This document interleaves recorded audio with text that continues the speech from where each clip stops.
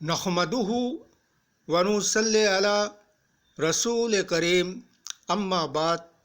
पश्चिम बंगला का पीर फुरफुरा दरबार शरीफ मुजद्दिदिया जमान पीर अबू बकर सिद्दीक रहमतुल्लाह अलैहि का संगठन ऑल इंडिया मुजद्दिदिया मिशन सर्वधर्मों सम्मेलन कमेटी के सदस्यों हैं हम मोहम्मद आसिफ। इसके अलावा सर्वो भारतीय जातीय कांग्रेस का भी सदस्यों हैं हम। हिंदू मुस्लिम सिख ईसाई जैन ख्रिस्टन आदिवासी दलित हम सब है भाई भाई। मजहब नहीं सिखाता आपस में बैर रखना। हिंद है हम, ये वतन है हमारा। भारतवर्ष एक ऐसा राष्ट्र है, यहाँ पे हर जाति, हर समाज, हर कौम, हर मजहब के लोगों का रहन सहन है, जिसमें हिंदू मुस्लिम सिख ईसाई जैन ख्रिस्टन आदिवासी दलित सारे लोगों का रहन सहन है। और संविधान के आधार के अनुसार और संविधान की अधिकार के अनुसार हर जाति को, हर समाज को, हर मजहब, हर कौम बिरादरी को, सबको अपने अपने मजहबी स्वाधीनता, धर्मीय स्वाधीनता से रहने का अधिकार और हक है। और अपने धर्म और मजहब को अपने अपने तरीक़ा से मानने का भी ये स्वाधीनता और आज़ादी और हक है संविधान के अधिकार के हिसाब से।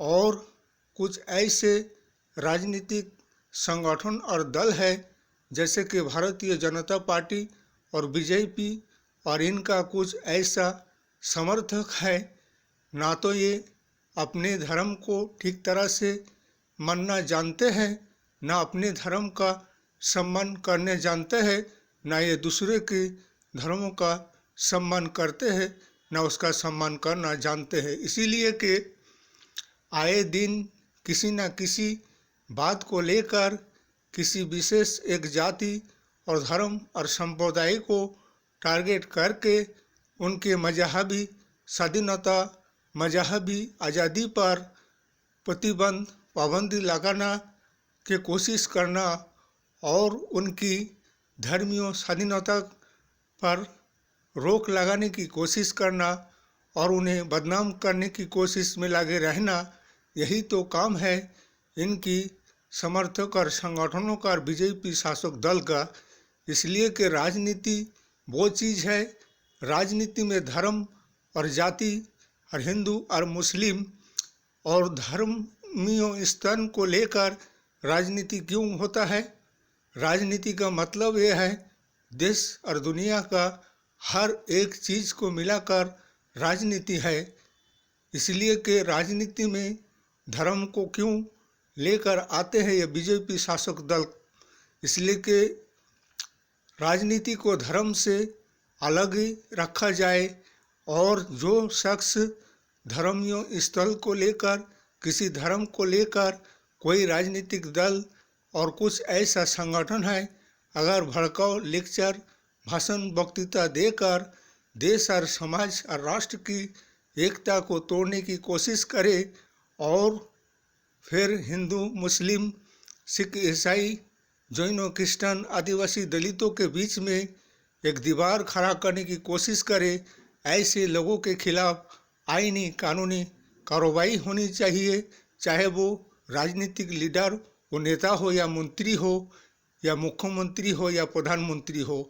इसलिए कि संविधान उसे ये इजाज़त, अधिकार, हक देता है जो देश का राष्ट्रीय एकता को तोड़ना चाहते हैं, देश के साथ बेईमानी, बेइंसाफ़ी, गद्दारी करना चाहते हैं, उसके खिलाफ आईनी कानूनी कार्रवाई किया जा सकता है।